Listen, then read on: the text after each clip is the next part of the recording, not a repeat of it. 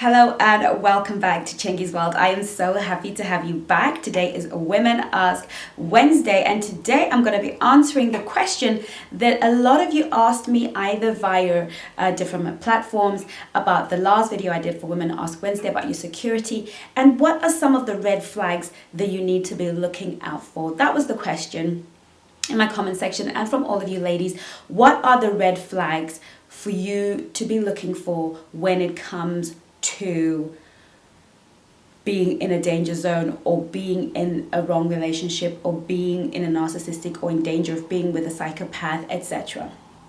So I'm going to be answering this question to the best of my ability in the time that I have here. And so sometimes we live in a world where we're meeting different cultures and falling in love with different cultures. So I want us to be wise, because sometimes in an attempt to free ourselves and to not be a victim, we can sometimes make mistakes. Okay, so all I can say is use wisdom even when you're looking at these red flags. But I just want to say to you that red flags in this situation, they're for you to just note, like put it in a filing cabinet called red flags about John. Okay, so John, red flag cabinet. When you notice something, it's not just about noticing the trait, it's about noticing how it makes you feel. I want you to trust yourself. A lot of the things that has happened in society with us as women, with many labels that we've been given, is that we've learned not to trust ourselves. We've learned to second guess ourselves. We've learned to second guess our emotions because we are being asked to live on a higher level, on a more rational level, a more logical level, which we must. But it doesn't take away from the fact that we have an inner voice. And our emotions can also be protective, not just destructive, not just in the way. They can also be protective. So be mindful of how somebody makes you feel.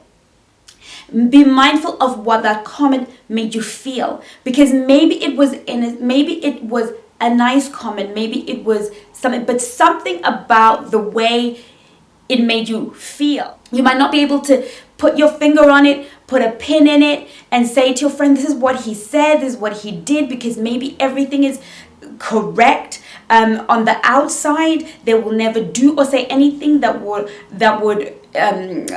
incriminate them to your friend's family or in a courtroom. But there's something that you feel when they're around you. So this is what I want us to tap into most importantly, and not just rely on the traits and the things that you will find online. Learn to trust yourself, because any one of my angels, if you are my angel, you will learn to trust yourself. So I have said all of this, and I'm sure there are those of you who are new to my channel. For those who are new to my channel, my name is Chengi, and you are my world, and you are my angel. I also want to say thank you to those of you who are coming back to my channel. And so therefore, let's keep going with the traits. These are not in any particular order. Number one, that might seem super obvious, is lying. But lying, I want to just say something. It seems like, yeah, it's obvious if he lies about where he was last night, or, of course that is somebody that's overtly bad for you, okay? Because they tell big lies. I want you to be conscious of somebody who tells white lies or lies that are not necessary. Now, we would all like to live in a world, where no lies are necessary. Yeah, but unfortunately, people will tell lies either by omitting certain details or by adding details, or completely making it up. But what I want us to note on the idea of lying is somebody who lies about things that don't matter. Okay, so they say to you, hey babe, I'm coming straight to you. I'm at home, I'm coming straight to you, for instance. And then they show up 2.5 hours later, and you know that they only live an hour away. Okay, so you might say to them, so why were you late? They kind of lie. They tell you sort of like a lie about I don't know, why there was an accident on the road and that kept them on the street for like an hour extra. right? And then you find out that actually, you know, maybe you have a conversation with his mom and he tells you that he passed by to help her move stuff around. Okay. And then you're like, that wasn't necessary. You could have just said, look, I'm going to pass by my mom's, help her with the furniture, and then come to you. So why do you feel you have to come up with a lie over something that is so simple? And chances are he might turn around and say, well, I didn't think you'd understand, or I know how you are about these things. And you're like, how am I? Okay, so this is somebody who is really dangerous because they tell lies that they don't even have to tell. Like, under situations that would otherwise be reasonable if they just told the truth. Okay, this is really, really a big red flag, because if they're telling lies about things they don't have to tell, what else are they making up? What else are they telling you? What other life are they hiding? Okay, because this is clearly an issue. Okay, so that's something for you to watch out for. Another thing that is a red light is somebody whose jokes are put downs. Okay, so if he's joking with you and it's always at your expense, ding, ding, ding, ding, ding, ding, ding, ding, ding, ding. Or a man who jokes at other people's expense, ding, ding, ding, ding, ding, ding, ding, ding. Okay, that for me is a red light. A joke shouldn't be at the expense of anyone in the present. If anybody in that room with you, or just you and him, or you're out with a group of friends, and somebody ends up bowing their heads or feeling bad because a joke was told, even if they laugh along, but you know that was not nice, that is a sign that this person lacks empathy, that they enjoy and they feed off the pain of other people, and that's part of what sort of fuels them on. Another thing is a quick-tempered person. Okay, and they you know, when you're with them, they show their temper very quickly. The red flags for me are when they're driving. Do they yell and scream at the people, you know, on the road? Do they like, bah, you know, are they, you know, that kind of thing? Are they always constantly sort of blowing up at small things? They can't finish a conversation before they blow up. Okay, now, if you see that trait, that is, again, a red flag. Okay, sometimes you can notice these things not directed at you, but directed at how they deal with your world. We all have a bit of road rage. We all, sometimes even me, call people names when they're doing foolishness on the road. God forgive me. You know, we all have that moment where we're like, oh, you know, we're not in ourselves. But is it a constant thing? Do you feel like it's out of hand? Like, it's too much? Like, okay, we all get annoyed, but this reaction is too much. Okay, that is, for me, is a red flag.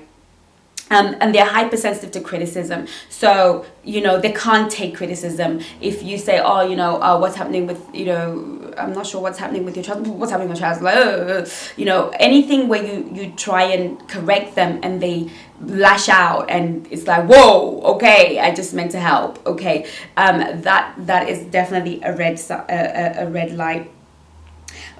Concerned with appearances. If they're concerned with how things look, they're more concerned about the way you look, about how they will look and how they will show you off to their friends, and that is such a primary thing that they have no real interest in who you are as a person. That is a red flag.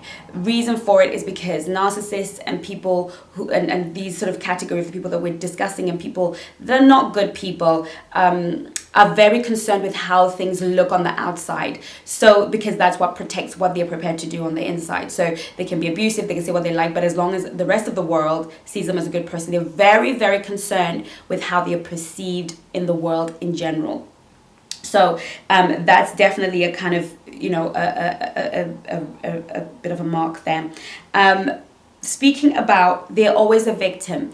If you meet a man who constantly speaks of how he's a victim of his ex-wife, of his girlfriend, of anything in life, without victim mentality, that is a red flag. That is somebody that's not going to be good for you. Okay, so we all have been through stuff, but we're not all painting the picture of the victim. So that's really important. Another thing is neediness. They need you to answer the phone. They need you to be there every time they ring. They need your attention. They need your time. They're always there. You're feeling suffocated. Okay, that is another red flag. The next one is moving too fast. You meet them, today and you're their girlfriend tomorrow. They want to move everything at quantum speed. Okay, so I've done a video on this channel on what to do when he's moving too fast. But basically, he is, everything is moving at quantum speed. He's already talking about moving in and family and everything. They move very fast because they know that if they give you time to you will figure out what they're about. So they move very fast. It's full on romance, full on overwhelming you, love bombing you. You're like so overwhelmed with the love so quickly, and then you overcommit or you commit way too soon. Okay, to the relationship in a way that you can't find you feel beholden. Now you've moved in with him, now you've agreed to marry him, now you are pregnant with his child. You are sort of in a situation where you can't just leave, and then he can show you his true colors. Okay, controlling, everything kind of has to be his way or no way. What's really important is that, certainly with the quick temper, when I was talking about the feelings that you need to be watching out for, is be watchful for feeling like you're walking on eggshells, feeling like you never know what you're going to say that will upset them, or feeling like you really need to understand their routines and fall into their routines. Whenever you feel like you're walking on eggshells, that you could do something wrong that could upset them, then that again is a red flag. Okay, that feeling is telling you that there's something wrong. Okay, when you're in a healthy relationship, you don't walk on eggshells. You are yourself. You don't have to change yourself. You don't have to stop saying certain things and certain behaving a certain way. You continue to be in this situation. And then the other thing is gaslighting. That is something that I'm sure you're hearing a lot about, and that I had to research it.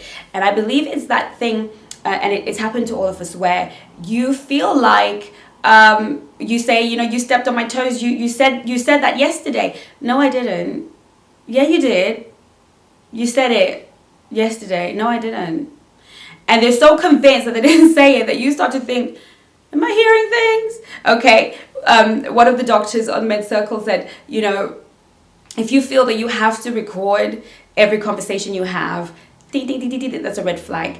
And we all know when we've been around somebody and they say something and then they pretend as if they didn't say it and they're convinced, and then you start to ask yourself, am I making things up? Or I've heard of even worse things, moving furniture, or you put your shoes by the door and then move it to another part and you're looking for it, and then they're like, and then you're looking for it all day, and that whole idea of you're losing your mind.